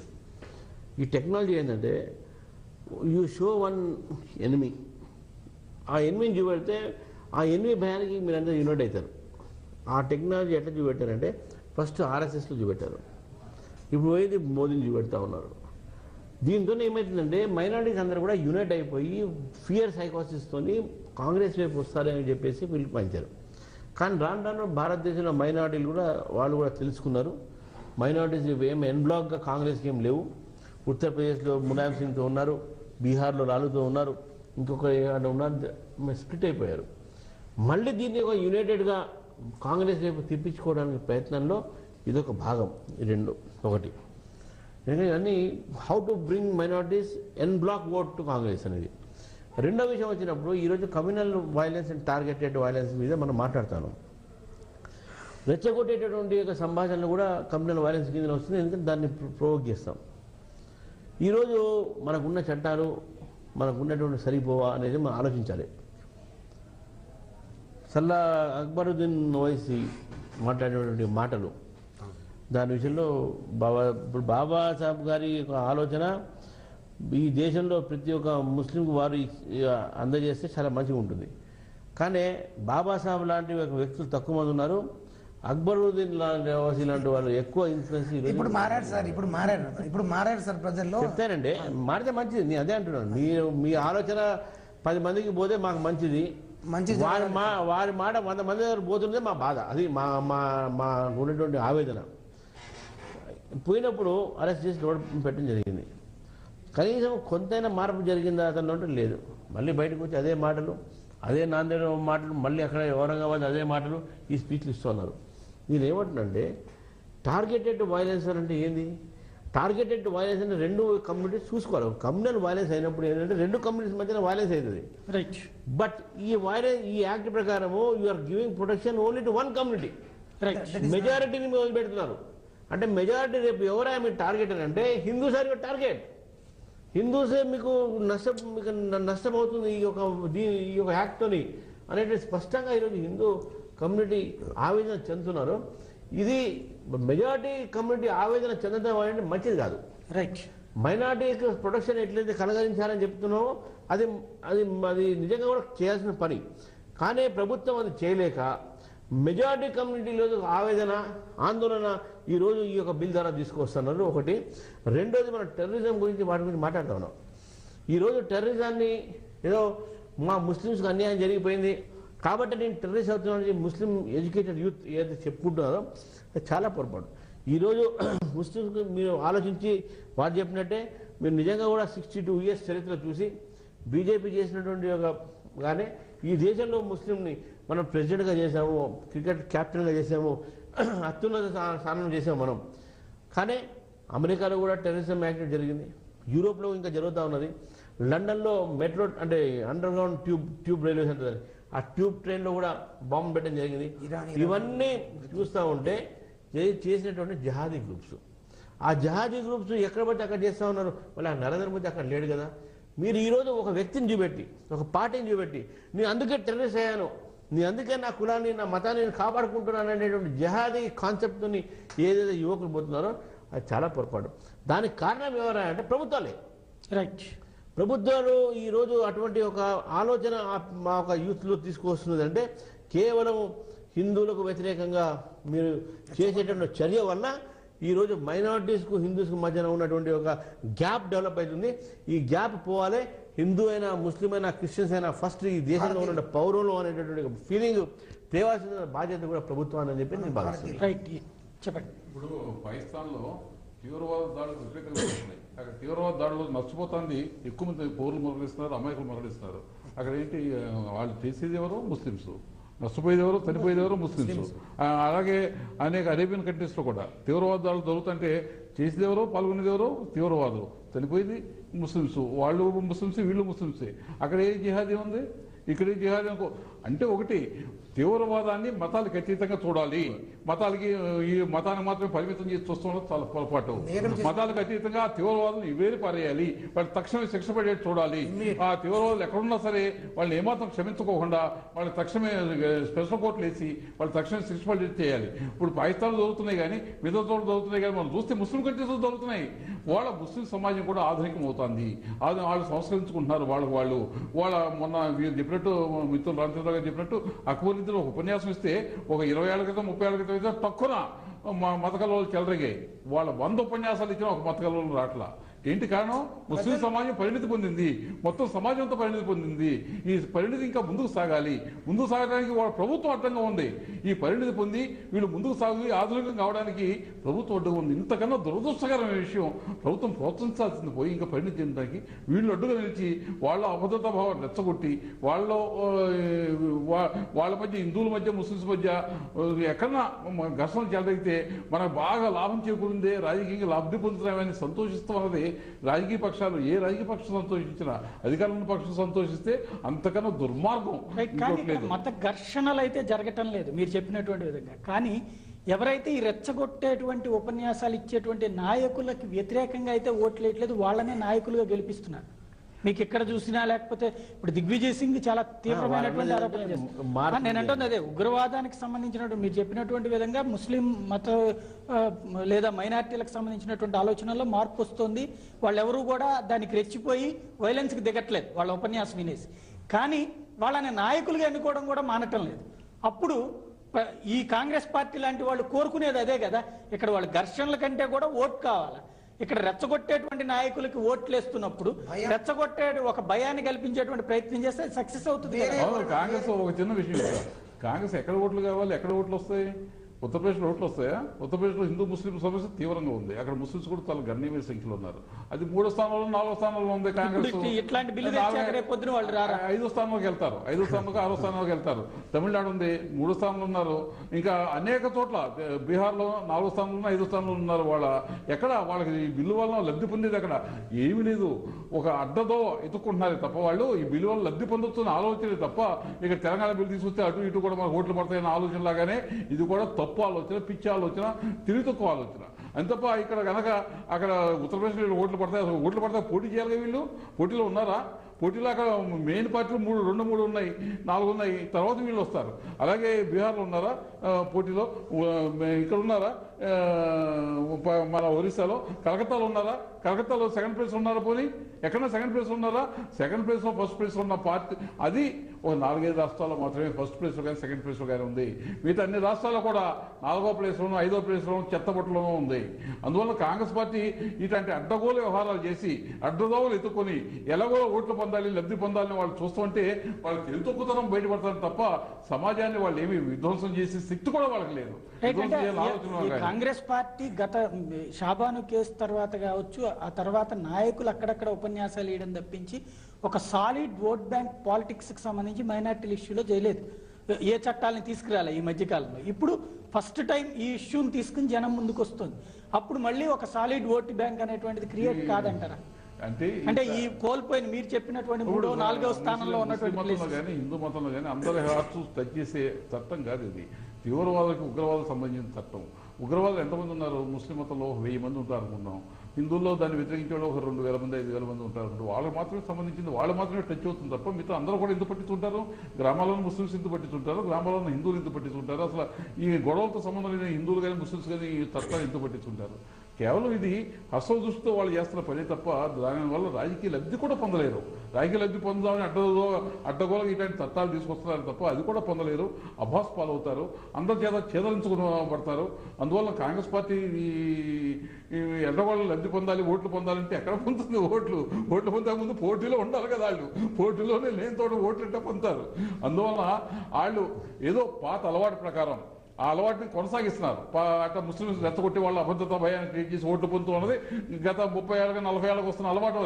అలవాటుని కొనసాగిద్దాం అనుకుంటున్నారు. కానీ వాళ్ళ పరిస్థితులు మారిపోయినాయి, సమాజం మారిపోయింది, ముస్లింస్ మారిపోయారు, హిందువులు మారిపోయారు, హిందువుల మధ్య ముస్లింస్ మధ్య ఈక్వేషన్స్ మారిపోయినాయి. ఎవరి కాళ్ళు ముస్లింస్ కానీ ఎవరైనా సామాన్య ముస్లిం అనుకునేదేంటి? నా పిల్లలు చదువుకోవాలి, వాళ్ళకి ఉద్యోగం రావాలి, జీవితం స్థిరపడాలి, ఒక స్థిరమైన జీవితం రావాలి అని ప్రతి ఒక్కళ్ళు కోరుకుంటారు. ముస్లింస్ కానీ హిందువులు కానీ మా స్థిరమైన జీవితం ఉండాలి, జీవితం ప్రయోజనకరంగా ఉండాలి, మన సుఖశాంతితో జీవితాలను ప్రతి ఒక్కళ్ళు కోరుకుంటారు తప్ప కత్తుబుత్తులు యుద్ధం చేద్దామని ఏ ఒక్కళ్ళు కోరుకోరు. ఎవరైనా కత్తుబుత్తులు యుద్ధం చేయనట్టు మీరు చేసుకుంటే మాకేం సంబంధం లేదనే పరిస్థితికి ముస్లిం సమాజం ఎదిగింది. ఆ విషయాన్ని గుర్తించకుండా, గమనించుకోకుండా వీళ్ళు ఇంకా 2 మతాల మధ్య కొలిమి పెడదాం, 2 మతాల మధ్య విద్వేషాలు సృష్టిద్దామంటే విద్వేషాలు సృష్టించలేరు. ఆంధ్రప్రదేశ్ సక్సెస్ అయ్యారు 2 ప్రాంతాల మధ్య విద్వేషాలు సృష్టించడంలో. అందరూ దానికి అందరూ చేయించారు. కానీ ఇట్లాంటి హిందూ ముస్లిమ్స్ మధ్య విద్వేషాలు సృష్టిస్తూ ఉన్నది సాధ్యం కాదు. కాంగ్రెస్ పార్టీ ఆ సృష్టించాలన్న ప్రయత్నం బయటపడుతుంది.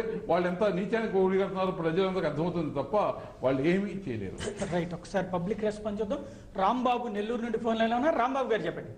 హలో నమస్తే సార్, నేను చేజర్ల నెల్లూరు నుంచి మాట్లాడుతున్నాను. చెప్పండి సార్. ఇప్పుడు ఇక్కడ ముస్లిం సోదరులకి నా శుభాకాంక్షలు చెప్తున్నాను. కానీ ఆ బిల్ అనేది అవసరం లేదు సార్ ముస్లిం సోదరులకి. ఎందుకంటే ఎక్కడో భారతదేశంలో ఎక్కడో 1-2 ప్రాంతాల్లో జరిగిన సంఘటనలు తీసుకొచ్చేసి దేశం అంతటికీ ఆపాదించడం బాగాలేదు.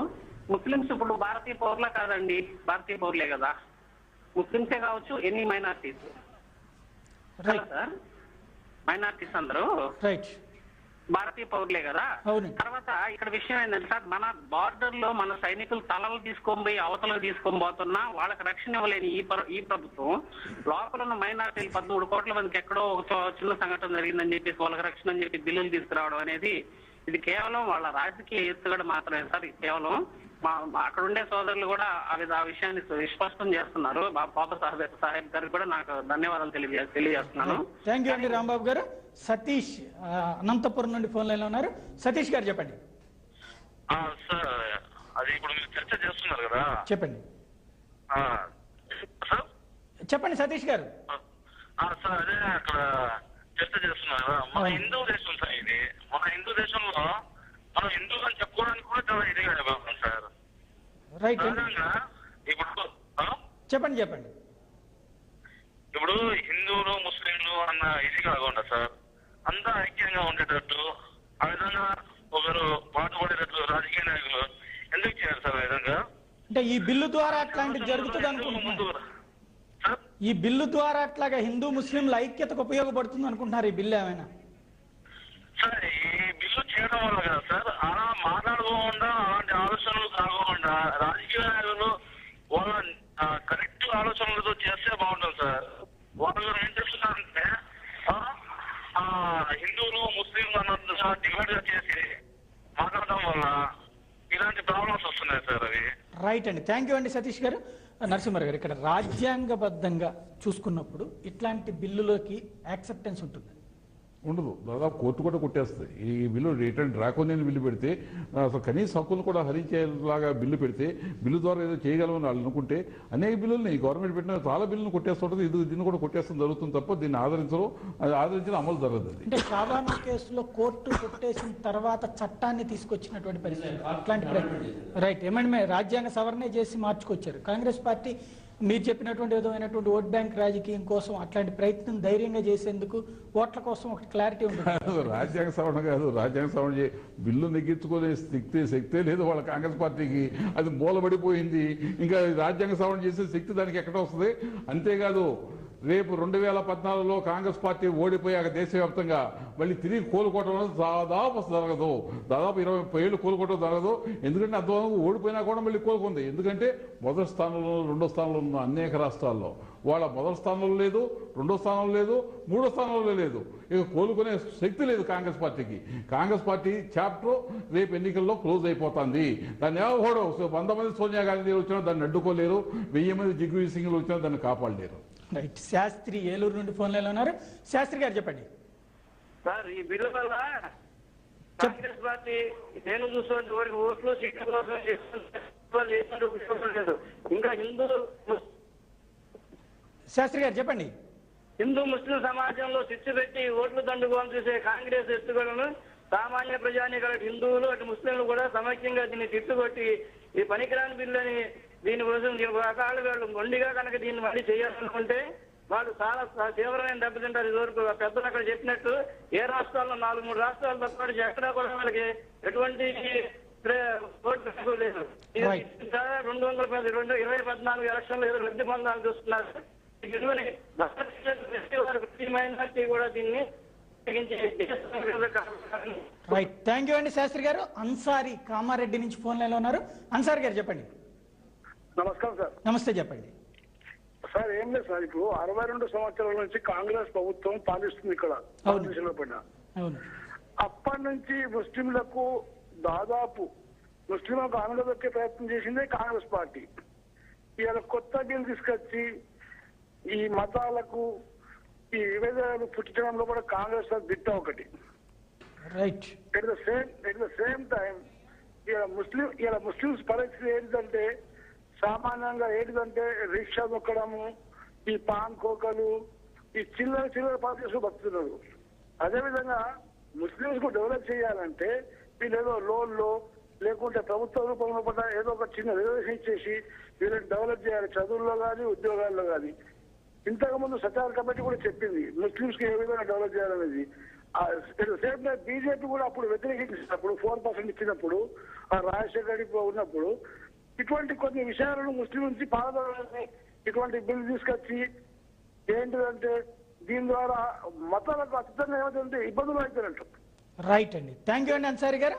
అంకయ్య రేపల్లె నుండి ఫోన్ లైన్ లో ఉన్నారు. అంకయ్య గారు చెప్పండి. నమస్తే సార్. ఇప్పుడు చర్చ మంచిగా జరుగుతుంది. ఇప్పుడు ఏంటంటే మైనార్టీ బిల్లు అనేది వీళ్ళు మతపరంగా పరంగా తీసుకురావటం కరెక్టే. ఇప్పుడు సిక్కుల పైన ఓసకోత జరిగింది సార్ ఇందిరాగాంధీ చనిపోయినప్పుడు. అవునండి. హలో, అవునండి చెప్పండి. ఓసకోత జరిగింది. వాళ్ళు మైనార్టీలే కదండి, వాళ్ళకి రక్షణ ఇచ్చారు వీళ్ళు. వాళ్ళు అప్పుడు జరిగిన పాల్గొన్నటువంటి కాంగ్రెస్ మినిస్టర్లే చాలా మంది, తర్వాత జగదీష్ టైట్లర్ వీళ్ళంతా కూడా బయటకు వచ్చారు. అప్పుడేం చేశారు కాంగ్రెస్ గవర్నమెంట్, అప్పుడేం చేసింది? అలాగే ఇప్పుడు ఇవన్నీ రాజకీయాల కోసం ఓట్ల కోసం ఏవో జిమ్మిక్స్ చేస్తా ఉన్నారు. కాకపోతే ఏంటంటే హలో చెప్పండి. కాకపోతే ఏంటంటే మోడీని ఎదుర్కోలేక ఇవాళ ఏయో కొత్త ఎత్తులేయటమే గానీ కాంగ్రెస్ ఈ విధంగా కూడా ఫెయిల్యూర్ ఉండి జనాలకు కూడా చాలా వాటికి ఇప్పుడు 78% ఆల్రెడీ తెలిసిపోయింది. మైనార్టీ ఇప్పుడు ఆయన బాబాసాహెబ్ గారు వాళ్ళు కూడా చెప్తున్నారు కదా, చాలా మందికి అర్థమైపోయింది. కాకపోతే ఏంటంటే కొద్దిగా అక్షరాస్యత లేనటువంటి కొంతమంది మైనార్టీలు నమ్ముతారేమో కానీ దాదాపు ఆల్మోస్ట్ వాళ్ళ మైనార్టీల్లో కూడా చాలా చైతన్యం వచ్చిందండి. ఇంకా కాకపోతే ఏంటంటే వాళ్ళని ఎకనామికల్ గా ఎడ్యుకేషన్ పరంగా బాగా డెవలప్ కొంచెం ఇంప్రూవ్ చేయడానికి ఏమన్నా ఇలాంటి కొన్ని ప్లాన్లు పెడితే ఏమన్నా కాంగ్రెస్ కోర్టులో వస్తాయేమో కానీ ఇలాంటి జిమ్మిక్స్ చేయటం వల్ల వాళ్ళకి మైనస్ కానీ ప్లస్ అయితే ఉండదు అనేది నా అభిప్రాయం. థ్యాంక్ యూ అండి. రాజగోపాల్ మెదక్ నుండి ఫోన్ లైన్ లో ఉన్నారు. రాజగోపాల్ గారు చెప్పండి. నమస్కారం అండి. నమస్తే. ఈ అవకాశం కల్పిస్తున్న జెమినీ న్యూస్ కి ధన్యవాదాలు. Thank you. చెప్పండి. ఒకటండి, ఈ దేశంలో స్వతంత్రం వచ్చి ఇన్ని సంవత్సరాలు అవుతున్నప్పటికీ ఈ జాతిని జాతిగా ఈ దేశ ప్రజలను ఏకతాటి మీద కలపడానికి కాంగ్రెస్ ప్రభుత్వం ఏమైనా కృషి చేసిందా? ఎంతసేపు కులాల మధ్యలో మతాల మధ్యలో చిచ్చు పెడుతూ అధికారమే పరమావధిగా పనిచేసింది తప్ప జవహర్ లాల్ నెహ్రూ నుంచి మొదలుకొని ఇప్పుడున్న రాహుల్ గాంధీ వరకు ఇంత దౌర్భాగ్యమైనటువంటి పాలన ప్రభుత్వము ఏ దేశంలో కూడా లేదు. ఏ దేశంలో ఉన్న ఆ ప్రభుత్వాలు ఆ పాలకులు దేశం కోసం దేశ హితం కోసం పనిచేస్తాయి తప్ప కాంగ్రెస్ ప్రభుత్వం వాళ్ళ హితం కోసం వాళ్ళ కుటుంబ హితం కోసం వాళ్ళ అధికారం పరమావధి కోసమే పనిచేస్తుంది. ఇంకొకటి సార్, మతాల మధ్యలో చిచ్చు పెట్టి రావణ కాష్టంలో రగలుస్తూ ఆ మంటల ప్రధాని రాహుల్ గాంధీ కావాలనేటువంటి దురుద్దేశంతో వాళ్ళ యూపీఏ ప్రభుత్వం కాంగ్రెస్ ప్రభుత్వం ప్రయత్నాలు చేస్తా ఉంది. ఇంకొకటి, ఎంతసేపు ఈ శవాల మీద ప్రమాణ స్వీకారం చేస్తాడా మరి రాహుల్ గాంధీ? ఆలోచించాలా? రైట్, థ్యాంక్ యూ అండి రాజగోపాల్ గారు. సదాశివరెడ్డి హైదరాబాద్ నుండి ఫోన్ లైన్ లో ఉన్నారు. రెడ్డి గారు చెప్పండి. సార్ నమస్తే సార్. నమస్తే. ఈ బిల్లు ఇంత దుర్మార్గమైన బిల్లు, ఆ అబ్బాయి సోనియా గాంధీ కొడుకు కుమారుడు రాహుల్ గాంధీ ఆయన సీటు కోసం ఆయన ప్రధానమంత్రి కోసం దుర్మార్గమైనటువంటి ఇటలీ నుంచి వచ్చిన ఆమె ఇంత నీచమైన బిల్లు తీసుకొస్తుంది. ఇది ముస్లింలు హిందువులు కలిసి పండగలు చేసుకుంటున్నాం ఈ దేశంలో, ఈ రాష్ట్రంలో. ఎక్కడో ఏదో జరిగిందని చెప్పి ఆమె పిల్లవాడి ఆమె కుమారుడు కోసం చేస్తున్నటువంటి దుర్మార్గమైన చర్య ఇది మేము తీవ్రంగా ఖండిస్తున్నాం.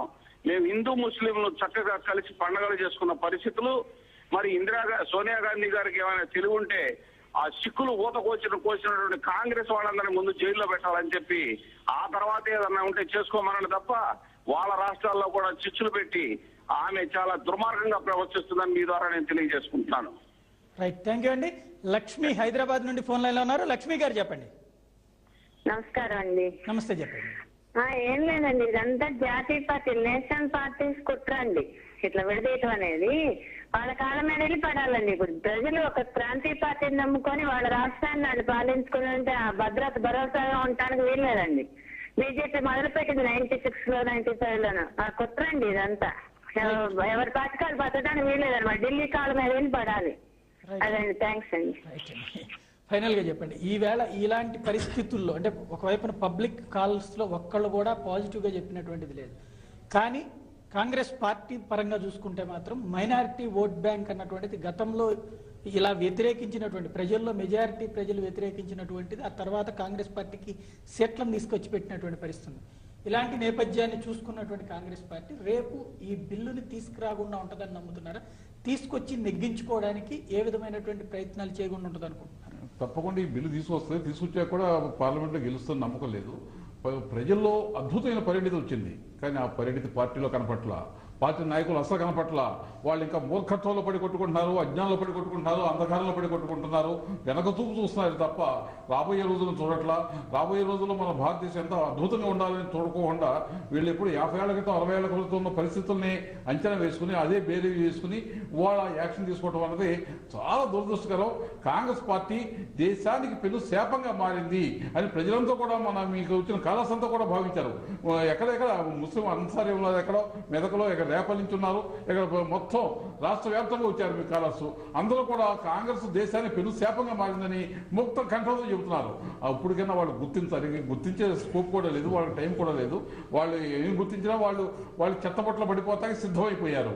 రైట్, మీరేమంటారు? కాంగ్రెస్ పార్టీ వెనక్కి తగ్గుతుంది అనుకుంటున్నారు, ముందుకు తీసుకెళ్లి నెగ్గించుకుంటే ఆటోమేటిక్గా మైనారిటీ ఓట్ బ్యాంక్ క్రియేట్ అవుతుంది అనుకుంటున్నారు? సార్, ఒకటి వీళ్ళు మైనారిటీస్ ఓట్ బ్యాంక్ గురించే తీస్తున్న సంగతి మైనారిటీస్ కూడా తెలుస్తారు. అది కాకపోతే వీళ్ళు ఏంటంటే ఈ బిల్లును పెడతారు, చాలా మంది వరకు వీళ్ళు నెగ్గించుకోవడానికి కూడా గింజుకుంటారు. అది గవర్నమెంట్ వాళ్ళదే కాబట్టి తెలుస్తుంది కాబట్టి కొంతమంది వెనక్కి పోవచ్చు. నెగ్గినా కూడా మాకంత దానివల్ల వచ్చేటువంటి దాంట్లో వచ్చినటువంటి రిజల్ట్ ఏమి ఉండదనే సంగతి మాకు రూఢి అయిపోయింది. ఆ బిల్లు వల్ల ఏంటి లాభం అంటే ఇరు వర్గాలను కొట్లాడి తేవడం, లేనటువంటి మత చిచ్చుల్లో మంట పెట్టేశారు. వాళ్ళు మంట పెట్టేస్తే దాంట్లో కాలిపోయేది ఎవరు? ఇరు వర్గాల వారే. కాబట్టి ఈ బిల్లుతో మాకు వచ్చే ఒరుగు లేదు. మాకు ఈ బిల్లు గురించి ఏం తెలియదు. మాకు ఏం లాభము అవుతామో, మాకు ఏం లాభం జరుగుతుందో కూడా మాకు తెలియదు. వాళ్ళ వెనక ఉద్దేశం మాత్రం రాజకీయ ఉద్దేశమే, ఓట్ల బ్యాంక్ ఉద్దేశమే అని స్పష్టంగా ఆంధ్రప్రదేశ్ కాదు భారతదేశంలో ఎవరిని అడిగినా, ఏ ముస్లింని అడిగినా ఒకటే మాట చెప్తారు. ఈ బిల్లు ఎందుకు ఉండకూడదు? ముందు రాజీవ్ గాంధీ చచ్చిపోయినప్పుడు ఉగ్రవాదం నుంచి చెప్పారు కదా, అప్పుడు పెట్టలేండి. ఇప్పుడు మాకు అభద్రతా భావం ఉంది, అయినా మేము అన్నదమ్ములుగా ఉన్నాం. మేమందరం ఇరు వర్గులు ఎప్పుడు కొట్లాడలేదు. కొట్లాడుకుంటే మేమందరం కూర్చుంటాం, సామ్రాజ్యంగా పరిష్కరించుకుంటాం. అంతేగాని మాకొక్కరికే బిల్లు తేవడం అది మాకు మంచిగా అయితే నో ప్రాబ్లం, మంచి కోసం తెస్తుందంటే ప్రాబ్లం. ఇక్కడ రూఢిగా తెలిసిపోతుంది కదా సార్, ఇది రాజకీయ వేదిక, ఇది రాజకీయ గురించి, ఓట్ బ్యాంక్ గురించి ఎవరో ఒక బూచిని చూపిస్తే, ఎవరో మోడీ గారికి బూచిని చూపించి మీరు లాభ పొందుతున్నారు. కాబట్టి దీంట్లో ఎవరైనా ఎడ్యుకేటెడ్ కూడా దీన్ని లేదంటే వీళ్ళు బిల్లు గెలుచుకున్నా వీళ్ళు ఏం చేయలేరు సార్. ఆ రోజు నుంచి ఇంతవరకు కూడా ముస్లిమ్స్ మైనారిటీస్లో చాలా మంది ఇప్పుడు కూడా నిరుద్యోగంగా మగ్గిపోతున్నారు సార్. వాళ్ళ గురించి మీరు చేరే ఈ బిల్లు ఎందుకు అర్ధాంతరంగా తెచ్చారు? ఈ బిల్లు వల్ల లాభాలు మాకు ఉండొచ్చు, నేను వెల్కమ్ చెప్తాను దానికి. కానీ దాని దురుద్దేశం అయితే మాత్రం మాకు వద్దు సార్. మేము ఇలా ఉన్నాం, ఇలా ఉండనియండి. మా వర్గానికి చెందినటువంటి మైనారిటీస్ వర్గానికి ఏదైనా మంచి చేయడానికి స్వాగతించండి. మంచి చేయడానికి మమ్మల్ని మీరు చట్టాలు తీసుకురండి. ఏదైనా మా నిరుద్యోగ సమస్యలను తొలగించడానికి వాళ్ళు చేయాల్సినటువంటి పనులు, ముస్లిమ్స్ మైనారిటీలో ఉన్నటువంటి కొన్ని లొసుగులను దూరం చేసి అభద్రతా భావం నుంచి మమ్మల్ని బయటకు తండి. మేమంతా ఒకటే. మేము ఈ రోజు కూడా మేమేం వాళ్ళకి ఇచ్చేయడం లేదు. ఈ బిల్లు ఉద్దేశం మంచిది అయితే వెల్కమ్, నో ప్రాబ్లం. ఇది నెగ్గించుకుంటారో చేసుకుంటారో లేదో మాకు తెలియదు సార్. ఇది మాత్రం మంచిదైతే మాత్రం నేను స్వాగతిస్తున్నాను, చెడ్డదైతే మాత్రం మాకు వద్దు సార్. ఇలాగే మేము బాగున్నాం. రైట్, ఇక్కడ లక్ష్యం మంచిది అని మాత్రమే కాంగ్రెస్ చెప్తుంది, చెడ్డది అని ఎక్కడా చెప్పదు. మా ఉద్దేశం ఓట్ల కోసం అని చెప్పదు. అట్లాంటప్పుడు ఇట్లా సగం నమ్మేటువంటి పరిస్థితి ఉన్నప్పుడు దాన్ని మీరు చెప్పినటువంటి విధంగా వేరే కోణంలో నుంచి చూపెట్టినట్టు ఒకవేళ రేపు బీజేపీ ఆపే ప్రయత్నం చేస్తే కనుక ఇదిగో చూసారా మైనార్టీల ప్రొటెక్షన్ని ఆపుతోందన్నటువంటి పాయింట్తో ముందుకెళ్ళినప్పుడు బీజేపీ దీన్ని ఏ కోణంలో నుండి చూడగలుగుతుంది, ఏ విధంగా నమ్మించగలుగుతుంది? ఇప్పుడు ఈ అభియోగం మా మీద గతంలో కూడా పెట్టడం జరిగింది. పోటా లాంటి చట్టం మన ఉగ్రవాదం కోసం మన దేశంలో ఒక చట్టాన్ని తీసుకొని వస్తే ఆ పోటాని లోక్సభలో పాస్ చేయకుండా ప్రయత్నం చేస్తే ఉభయ పార్లమెంట్ సభలో దాన్ని పాస్ చేయడం జరిగింది. పోటా చట్టం వచ్చిన తర్వాత ఇది కేవలం ఒక మతస్థులకు మాత్రమే ఉపయోగపడుతుంది, వాళ్ళు ఉపయోగం చేస్తున్నారు, వారినే టార్గెట్ చేస్తున్నారు కాబట్టి పోటా ఎత్తేయాలని చెప్పేసి అన్ని రాజకీయ పార్టీ గగ్గోళమైన ఆ రోజు సంగతి మీకు తెలుసు. కానీ అటువంటి ఒక మీరు పోటాన్ని ఎత్తివేసి ఈ దేశ భద్రత కోసము ఈ దేశంలో ఉగ్రవాదం పెరగకుండా చేస్తే ఈరోజు మీరు తెచ్చినటువంటి ఒక చట్టం ఏమవుతుందో అది హిందువులకు వ్యతిరేకం ఉండదు, ప్యూర్లీ హిందువులకు వ్యతిరేకం, దాంట్లో వేరే లేదు. అక్కడ ముస్లిమ్స్కు ఇట్లా అన్యాయం జరిగిపోతుందని చెప్పేసి మీరు ఎత్తేసి పుట్టనే మీరు ఎత్తేసారు. ఇక్కడ ఆ ముస్లిమ్స్ ప్రొటెక్షన్ కోసము మీరు మెజారిటీ ఉన్న హిందూస్ని టార్గెట్ చేయడానికి తెచ్చినటువంటి ఈ చట్టాన్ని ఈ దేశం యాక్సెప్ట్ చేస్తున్నాం. పార్లమెంట్లో పోనీయండి, అసలు ఏ పార్టీలో ఉన్నటువంటి ఏ వ్యక్తులను దీన్ని యాక్సెప్ట్ చేయరు. నేను ఒక హిందూగా మాట్లాడలేదు, ఒక రాజకీయ నాయకుడిగా మాట్లాడ, ఒక న్యాయవాదిగా చెప్తాను. ఆ ఒక యాక్ట్ చదివిన తర్వాత, ఎందుకంటే ఇప్పుడు చట్టాలు ఉన్నటువంటి యాక్ట్ ఇప్పుడు నేను చెప్తాం అనేది సౌమ్యం కాదు, ఎందుకంటే ప్రజలు చాలామంది సెక్షన్స్ అవన్నీ కానీ ఇంతకుముందు నరసింహరావు గారు వాడారు డ్రకోనియన్. అంటే దీని ఒకవేళ అమల్లో తీసుకొస్తే హ్యూమన్ రైట్స్ అంటే మానవ హక్కులు అనేవి ఉండవు. ప్రిన్సిపల్స్ ఆఫ్ న్యాచురల్ జస్టిస్కు ఇది అగేన్స్ట్. దీన్ని సుప్రీంకోర్టు కానీ హైకోర్టు కానీ ఏ కోర్టు అయినా కానీ దీన్ని వేస్తే దీన్ని కొట్టేస్తుంది. అటువంటి ఒక చట్టాన్ని ఈరోజు తీసుకువచ్చి మీరు ఏం చేస్తున్నారంటే కేవలం మైనారిటీని బుజ్జగించడానికి మేము అనేది ఒకటే, 1 కంట్రీ 1 పీపుల్ 1 లా. ఈరోజు అటువంటి ఒక దిశలో మీరు పోండి, అందరినీ మీరు ఈ భారతీయులుగా చూడండి. మతం పేరు మీద మీరు చట్టాలు చేసి విడగొట్టకండి. ఈ యొక్క మైనారిటీ ఏదైతే ప్రొటెక్షన్ కోసం మీరు తీసుకొస్తున్నటువంటి ఒక కమ్యూనల్ వైలెన్స్ బిల్ని పెట్టారు. Communal violence and targeted violence bill. అంటే ఈ టార్గెటెడ్ వైలెన్స్ కమ్యూనల్ వైలెన్స్ పెట్టేసి ఇది కేవలము ఈ దేశంలో ఉన్న మెజారిటీ మతాన్ని బెదిరియటానికి, ఈ మెజారిటీని చూపెట్టి మైనారిటీని బుజ్జగించడానికి తీసుకొచ్చిన చట్టం ఇది. కాంగ్రెస్ ఇది పప్పులో కాలేసింది. ఈ చట్టంతో ఇటు మైనారిటీలు నమ్మట్లేదు, అటు మెజారిటీలు నమ్మట్లేదు. ఇద్దరు కూడా వాళ్ళకు ఓట్లు లేవు, ఉన్న బ్యాంకు కూడా పోతుంది అని చెప్పి నేను భావిస్తున్నాను. ఇది పరిస్థితి. Minority protection and prevention of communal violence and targeted violence ఈ బిల్లును తీసుకురావడానికి కాంగ్రెస్ పార్టీ నేతృత్వంలోని యూపీఏ సర్కార్ అయితే సిద్ధంగా ఉంది. ఇది సహజ న్యాయ సూత్రాలకు విరుద్ధమని ఒకవైపున న్యాయవాదిగా, మరొక వైపున పార్టీ నేతగా వాదిస్తున్నారు భారతీయ జనతా పార్టీ నేత. మరొక వైపున ఇలాంటి బిల్లుల ద్వారా విభేదాలు రెచ్చగొట్టే ప్రయత్నం అన్నటువంటిది విశ్లేషకుల మాట. మరొక వైపున మైనారిటీలు సైతం దీన్ని వ్యతిరేకిస్తున్నారు అన్నటువంటిది బాబాసాహెబ్ గారు చెప్తున్నటువంటి మాట. మరి ఈ మాటలన్నిటి వెనకాల ఉన్నటువంటి వాస్తవాల్ని గమనించి కేంద్రం కానీ లేదా కాంగ్రెస్ కానీ తిరిగి తీసుకోవడానికి సిద్ధపడుతుందా, లేదంటే ఇదే కోణంలో ముందుకెళ్లి ఓట్ల రాజకీయాన్ని నడిపిస్తుందా అన్నది ఇక రానున్న రోజుల్లో రాబోయేటువంటి పార్లమెంట్ సెషన్స్లోనే తేలాల్సి ఉంది. ఇదే అంశానికి సంబంధించి తాజా అప్డేట్స్ సరికొత్త బులెటిన్ మరి కాసేపట్లో మేము ముందుంటుంది. చూస్తూనే ఉండండి జెమినీ న్యూస్.